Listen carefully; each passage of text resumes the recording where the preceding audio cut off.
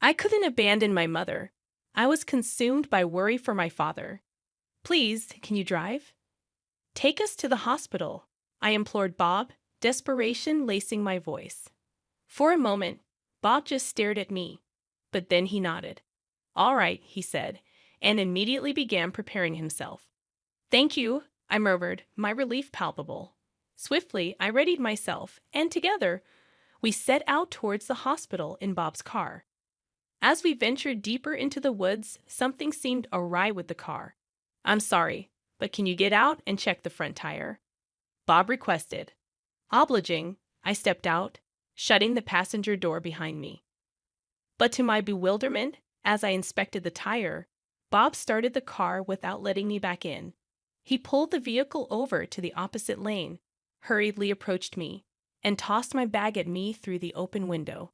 That's for waking me up in the middle of the night, he sneered before speeding away, disappearing from sight in no time. 2 hours later, I arrived at the hospital, my heart pounding with fear. There, I found Bob critically injured. My name is Catherine Thompson, 24 years old, a housewife. After college, I had joined a major corporation, but I resigned after marrying a senior colleague, Bob. Bob was not only handsome and intelligent, but also an all-around athlete, every girl's dream man. My initial feelings for him were akin to a fan's adoration for a celebrity, thrilled by his presence in the office and any interaction with him.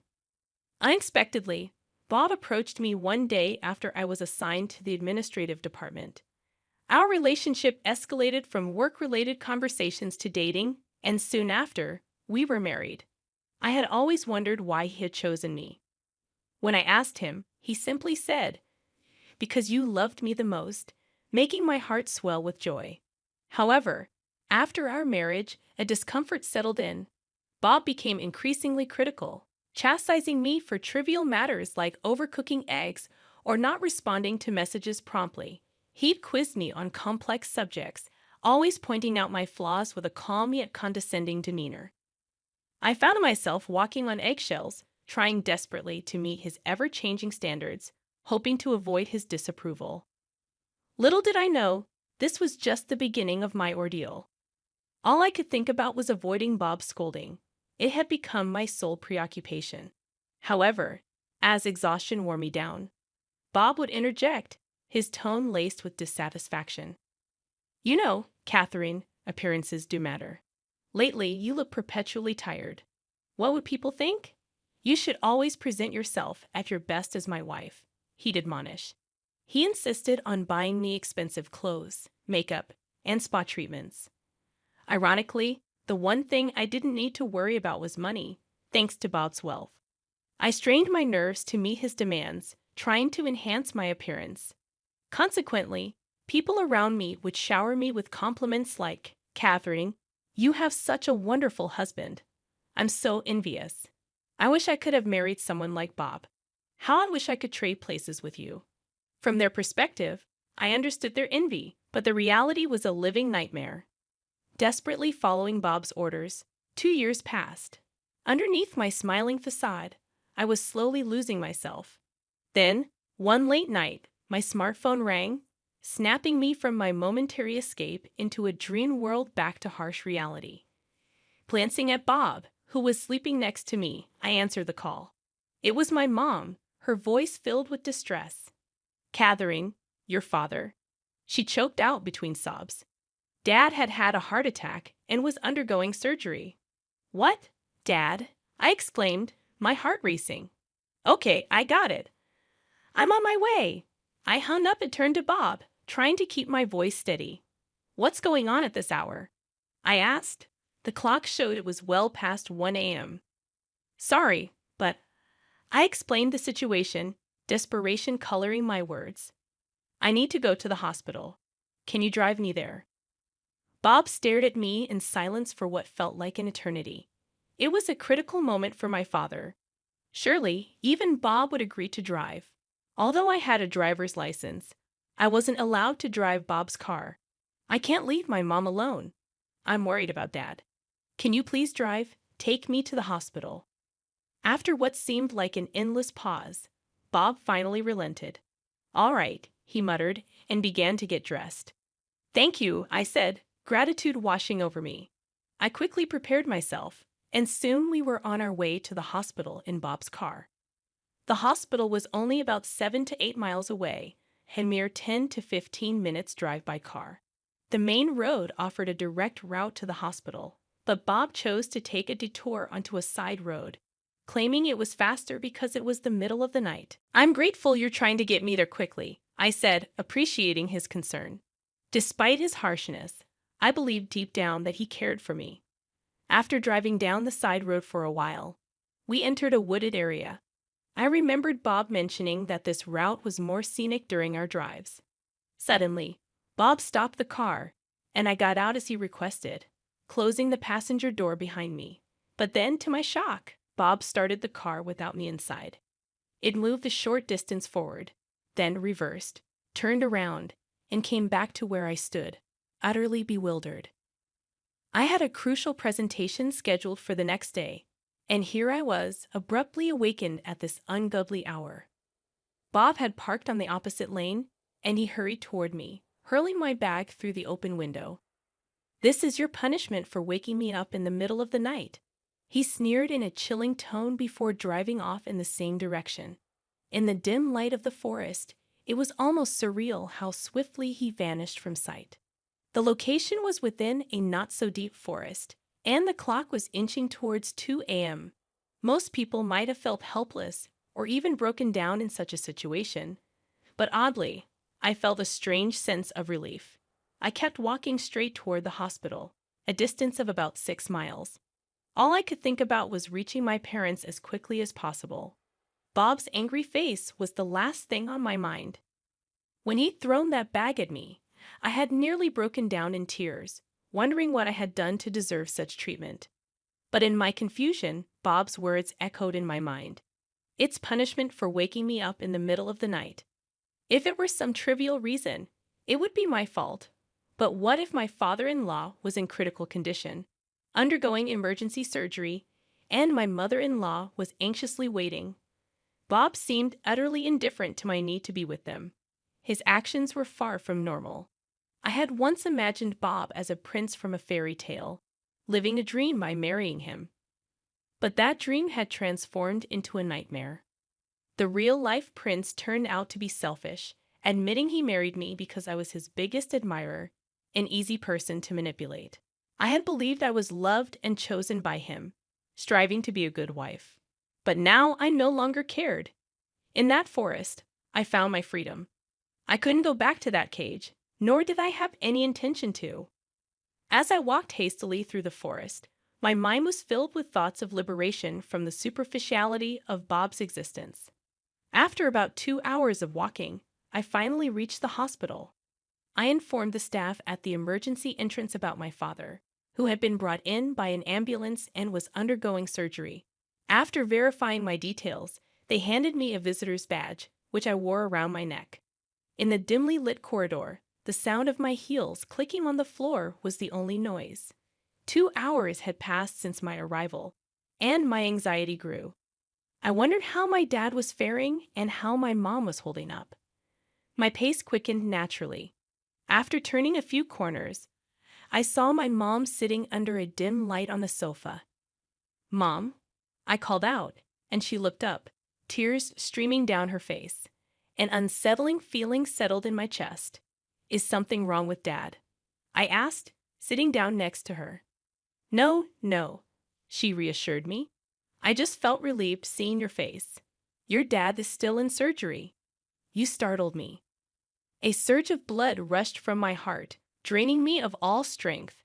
After what felt like an eternity, the lights in the operating room finally dimmed.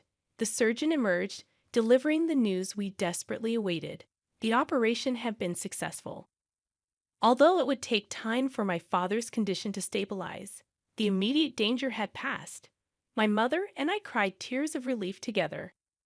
In the solemn corridors of the hospital, we followed as my father was transferred to the ICU on a stretcher, his face peaceful in slumber. There was nothing more we could do but wait for him to wake up and recover. It was essential to ensure my mother got some rest. I couldn't help but feel anger at Bob, thinking about the lonely hours my mother had endured before my arrival. I led my mother to the vending machine area, buying her a warm tea. "Here, drink this to calm down," I said, handing her the cup. "Thank you," she said, sipping her coffee. Her calmness brought me a sense of relief too. We sat in the coffee area, the soft glow of dawn illuminating our surroundings. Suddenly, a nurse approached us. "Excuse me, are you Catherine Thompson, Bob Thompson's wife?" she inquired. I nodded in confirmation. She explained that my husband had been brought in around 2 a.m. the previous night, and they had been trying to contact me without success. I hastily checked my phone, realizing I had muted it, thinking I'd be at the hospital shortly. There were several missed calls from an unknown number, which turned out to be the hospital's. Bob had provided both our home and mobile numbers, expecting me to follow him home. He likely never anticipated that I would walk over 6 miles alone to the hospital through the woods. I explained my father's situation and apologized for missing the calls. The nurse then updated me about Bob. After leaving me behind, he had an accident on his way home. Both his legs were broken, and he needed surgery. I asked my mother to wait and went to see him. The nurse led me to the room where Bob lay, his legs immobilized, looking pitiful. He tried to speak, realizing I wasn't alone. "I'm sorry for putting you through this, especially with your father in such a state. I'm glad you came," he said, offering an apologetic smile. As the nurse left, Bob's tone changed. "Where the hell have you been? Why didn't you answer the phone right away?" he demanded, accusatory. "Where you think? You told me my father had surgery." "Obviously, I was at the hospital," I replied, my voice laced with defiance. Bob seemed genuinely shocked by my response. "What's with that tone? Haven't I always told you to speak politely and gracefully? I won't tolerate such language," he chastised, attempting to regain control. "Why should I be polite to someone who deceived me and left me in a forest in the middle of the night? I don't feel the need to show such consideration," I said, my voice firm. "I don't have a master anymore. I reclaimed myself in that forest," I declared confidently, asserting my newfound freedom. I stood my ground, proclaiming my freedom, and Bob's face twisted with invisible anger. "Is that what someone who's been taken care of should say?" he retorted defiantly. "Well, is that what someone who's been cared for should say?" I shot back, my words laced with a newfound confidence. Bob jerked in shock, causing pain in his immobilized legs, and he let out a cry of pain. I looked down at him coldly, his face contorted in agony and drenched in sweat. "Guess you got what was coming to you," I said, a chuckle escaping me naturally after my words. I laughed, and Bob cried, roles reversed. "What's so funny? It's all your fault I'm in this mess. Don't you feel guilty?" Bob's voice was tearful yet defiant. "My fault?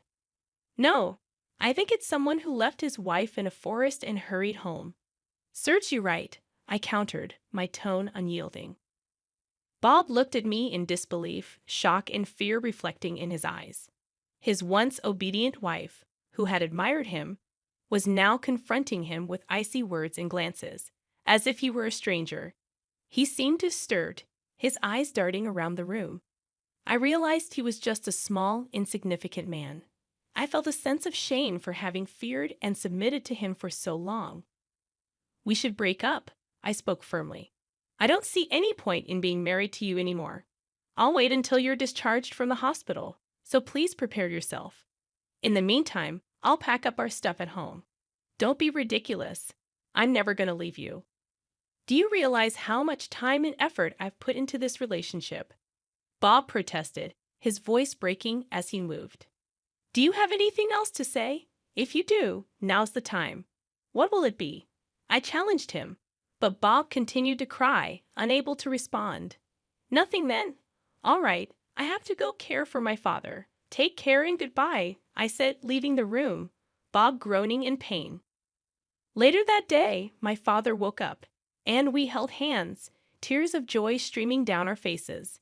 Although he still had a way to go in his recovery, it was a relief to know he was stable. I returned to my family home with my mom and shared my decision to divorce Bob. Initially shocked, my mother nodded in silence after hearing my side of the story and welcomed me back home. She had never imagined her daughter, whom she believed was living happily, was being treated so poorly.